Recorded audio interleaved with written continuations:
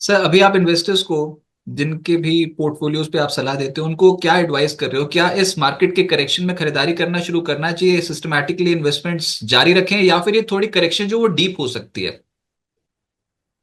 रजत sir, मेरी हमेशा एक एडवाइस के पहले एक विनती होती है, हाथ जोड़ के मैं हमेशा विनती करता हूं इन्वेस्टर से कि उम्मीदें सेम रखें। अगर आपकी रियल एस्टेट से कोई उम्मीद है, डेट से कोई उम्मीद है, गोल्ड से कोई उम्मीद है, तो इक्विटी से अलग किस्म की उम्मीदें लोगों की होती है। गोल्ड कोई इंसान जिंदगी भर के लिए खरीदता है। जब मैंने पूछा था गोल्ड कब बेचेंगे, एक निवेशक को पूछा था, और मेरी माँ को भी पूछा था कि आप गोल्ड कब बेचेंगी, बोलते इतने बुरे दिन थोड़ा ना आए हमारे कि गोल्ड बेचेंगे। हम्म। बट इक्विटी म्यूचुअल फंड मेरी माँ को खरीद के दिया था। वो कह रही है 7 महीने से देख तेरे इक्विटी म्यूचुअल फंड में पैसे ही नहीं बने। तो मैंने कहा माँ जी, मेरी माँ है, उनको मैं समझाने के लिए दिक्कत होती है। तो पहली तो एक विनती है, 2025 में एक प्रण लेना चाहिए हर इन्वेस्टर को कि सब एसेट से एक ही किस्म की उम्मीद करें। अगर रियल एस्टेट 15 साल तक आप नहीं छूते तो इक्विटी को भी 15 साल दें। ये पहली उम्मीद होती है। Now coming to more contemporary 2025 में हम ये रेकमेंड कर रहे हैं कि एसेट एलोकेशन अगर आपका 50% से कम है इक्विटी में, ओवरऑल बैलेंस शीट से, उसको 2025 में करेक्ट करें।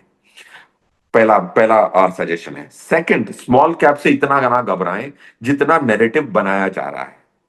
स्मॉल कैप से इसीलिए ना घबराएं क्योंकि अगर 2,500 शेयर हैं एनएससी पे, उसमें से 2,000 शेयर को तो हमने माइक्रो कैप करार दिया गया है।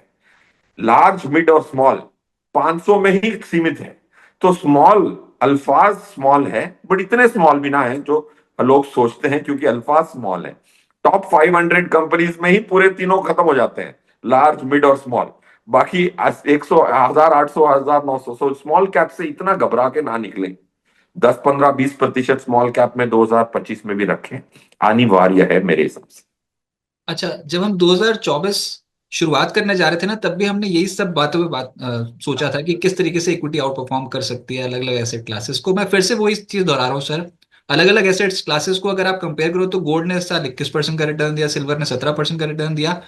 निफ्टी पे सब कुछ उठापटक के बावजूद 8.8%, 9% का रिटर्न दिया है।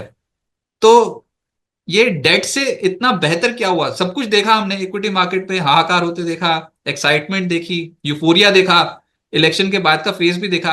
इतना झेलने के बाद सिर्फ 8.8% का रिटर्न मिला है सर। तो क्यों ना डेट चुना जाए और क्यों इक्विटी मार्केट चुनी जाए?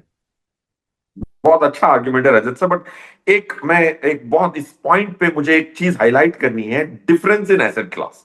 हम परफॉर्मेंस, जैसे आपने कहा ना, बिल्कुल सही फरमाया कि भाई 8.9% मिला तो मैं क्यों ना डेट में ही रह जाता, 7, 8 तो वहीं मिल जाते, इतनी उठापटक क्यों देखी मैंने। बट एक चीज देखिए, इक्विटी गोल्ड में कितने गोल्ड हैं। गोल्ड 18 कैरेट का हो सकता है, 24 का हो सकता है, 22 का हो सकता है। इक्विटी में कितने इक्विटी हो सकते हैं? 2,300 तो स्टॉक्स हो गए, 632 तो म्यूचुअल फंड हो गए। सबका नामकरण एक ही है, equity. But small mid cap को देखें 25% की रिटर्न दी, स्मॉल कैप को देखें 23% की रिटर्न दी। उसमें फंड मैनेजर एक हैं जिन्होंने 44% की रिटर्न दी। एक गंदे से फंड मैनेजर भी हैं, उसी साल में -12% की भी रिटर्न दी।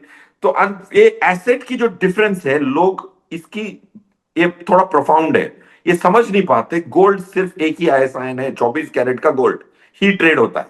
इक्विटी उसमें एक ही आईएसआईएन है, इसमें इतने आईएसआईएन हैं। तो निफ्टी तो एक बैरोमीटर है, एक इंडिकेटर है, राइट। और सेकंड पॉइंट, आप 2000 इस सेंचुरी को देख ले, 3 साल की होल्डिंग पीरियड में गोल्ड ने 9.3% की रिटर्न ही दी है एवरेज। एक साल अच्छा जा सकता है।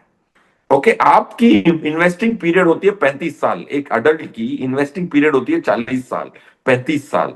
24-25 में इंसान इन्वेस्ट करना चालू कर देता है, 65-60 तक तो इन्वेस्ट करता है। सो डोंट जज an asset class on the basis of 1 year, but you have to look at last 25 years, 50 years, next 25 years. So, and ये जो डिफरेंस है वो मैं हाईलाइट कर रहा हूं। सिल्वर एक ही है, इक्विटी एक नहीं है।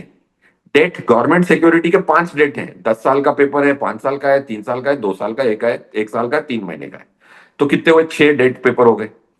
पीएफ एक ही है, ईपीएफ एक ही है, किसान विकास प्रति का एक है। बट इक्विटी की जो वैरायटी है ना, तो Nifty is not just one one asset class which represents equity.